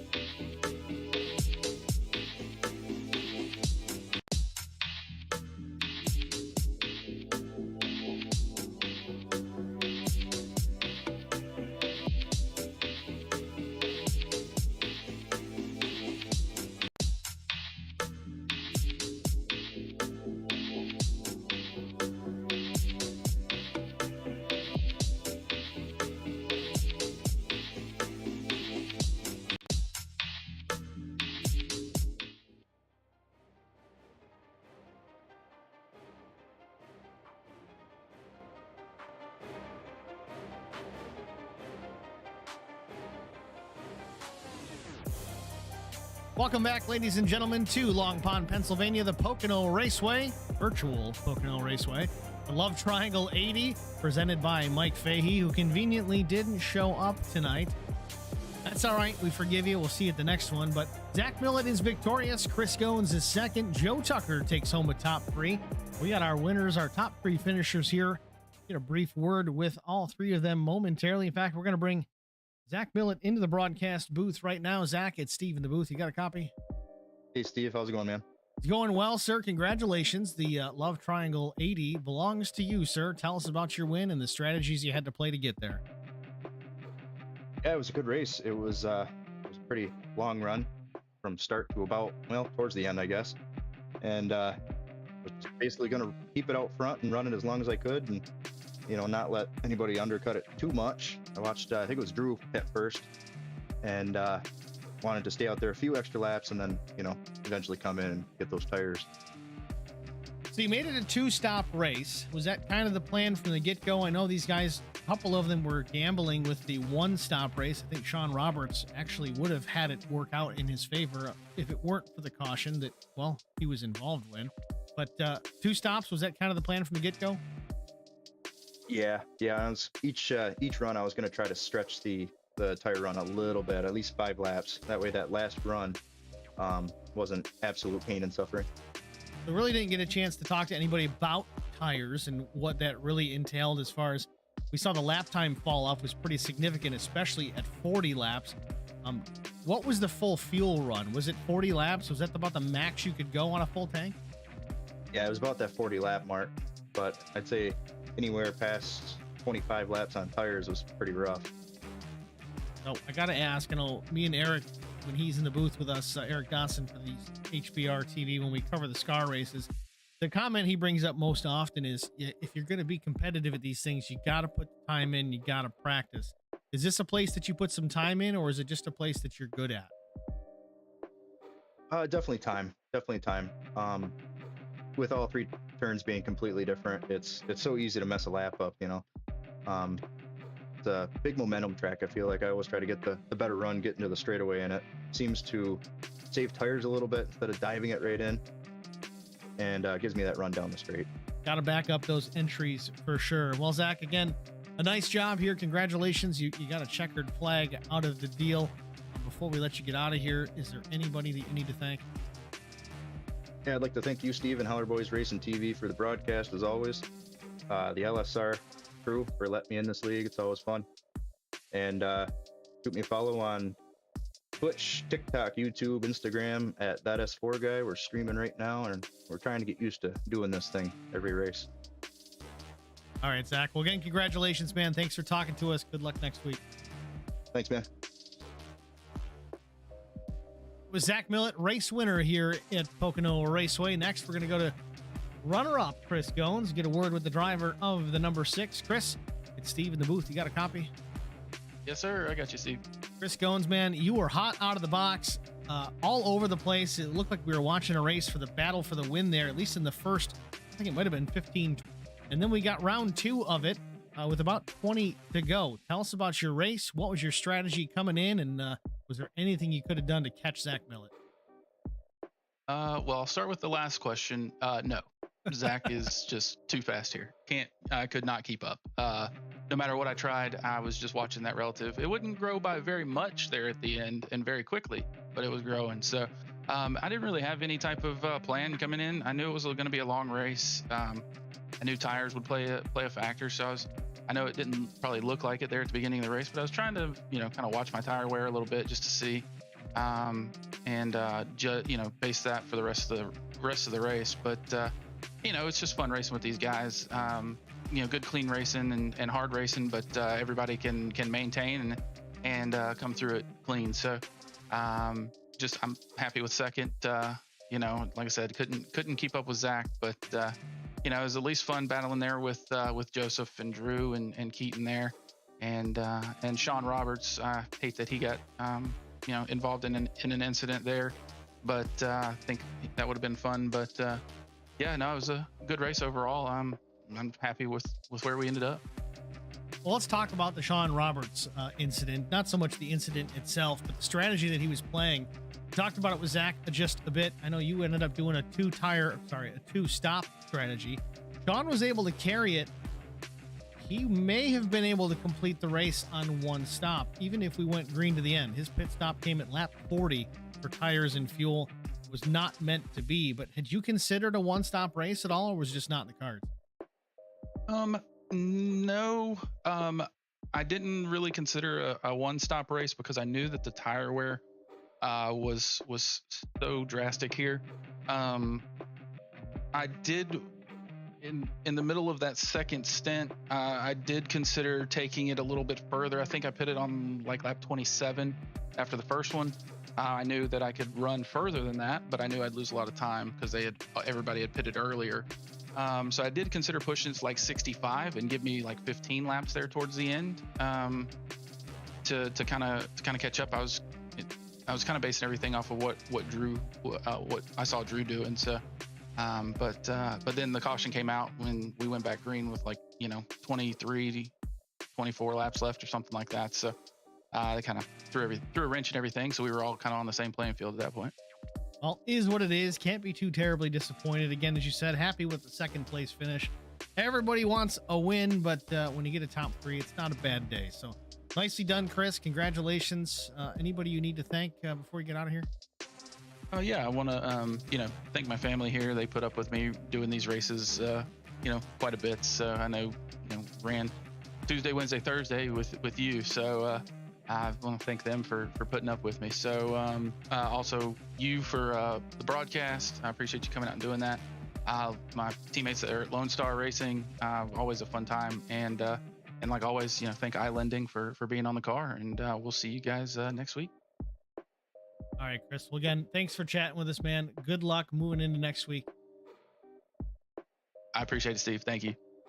It's Chris Goins, your second place finisher, runner-up here at Pocono Raceway. So we're going to go to Joe Tucker, driver of the number 13. Joe, it's Steve in the booth. You got a copy? I do. What's going on, brother? Joe Tucker, a top 3 finish, man. Congratulations. It was well earned. We watched you guys battle really all race long, from 2nd through 5th. You guys are back and forth. You bring it home P3 over the one of Drew Blaze. How'd you do it? A lot of crosses, my man. A lot of crosses. I think we saw Drew do the slide job 3 times, and you crossed him over every time. It was great to watch. We caught them all live. It was great. And we had that conversation there, me and Chris, while we were running, and we were talking about, if anything, we're putting on a good show. You guys sure did. So it was a long race. It was rough. Drew's a hell of a racer, and I'd never say he isn't, but I think he went in there with a strategy that just didn't line up with everybody else's, and that late caution there really hurt him. Well, we've seen some strategies work and some not. I'll talk about it with you as well. We talked with Zach and Chris about it, but Sean Roberts, I think he almost could have stole this one this afternoon. He had some pace, but I think he also had a great strategy. I know the tire fall off was what it was, but he managed to get that thing all the way to lap 40 before hitting pit lane. He was going to make this a one-stop race if it had stayed green. Now, keep in mind, he was part of that caution, but if it stayed green, he might have stuck this out. Did you consider a one-stop strategy at all, or was it 2 stops from the very beginning?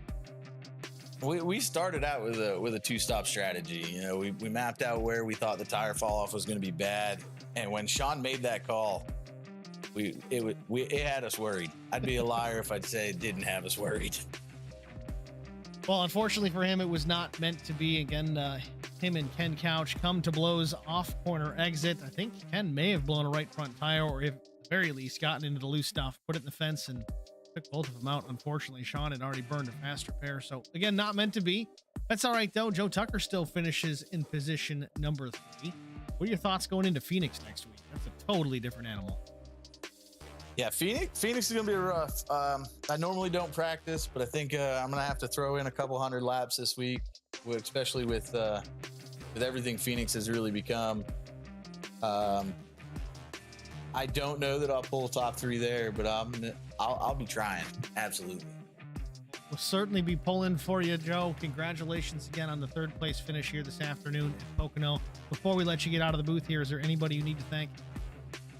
Yeah, man. You know, I got to thank HBR. They've done excellent broadcasting, and I really appreciate it. I thank my teammates. They never let me down on the racetrack, no matter what race we're running. And, I got to thank my wife, my kids. They let me sit in this room and leave me alone long enough to try to win races. All right, Joe. Again, congratulations, man. Thanks for talking to us. Good luck next week. Yeah, have a good one. Joe Tucker, 3rd place finisher here from Pocono Raceway. Let's take a look at our final results. We talked to the top 3, Zach Millett, Chris Goins, Joe Tucker. Further down the line, Drew Blaze was 4th. Keaton Burnett finished in the 5th position. Again, pretty good for not having any practice time whatsoever. I think first laps on track were qualifying, so a good solid top 5 for the 26. Cody Anderson finishes in the 6th spot, just one shy of that top 5, but a big jump from where he started the race. I think he started in 11th, so a P6 finish, not too shabby. 7th place was David Ballard. Jesse Redding credited with the 8th position. Michael Cole was 9th. Justin Johnson, 10th in the 10. Ken Couch, after his woes on the, I think it was off the tunnel turn. I'm going to go back and look at that. He finishes in the 11th position. Sean Roberts, also involved in that same crash. He finished in the 12th position.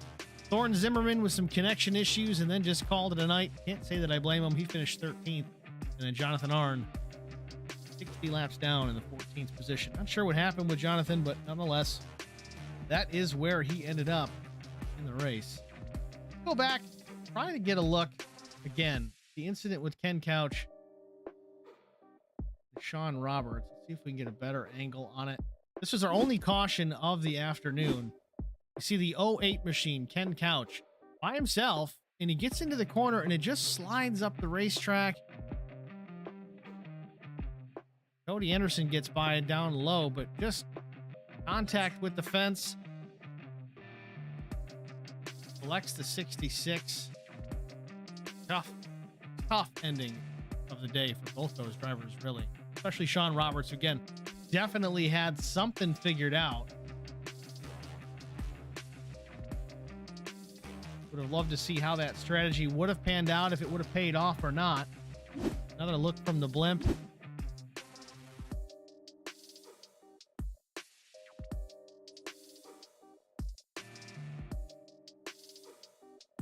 Yeah, he's got a whole bunch of left wheel. He had a lot of wheel into it. You saw the left front tire turned as far as it could go, and it just wasn't biting. I think that's what shot him into the 66. He had that much wheel into it when he hit the wall. That's all she wrote.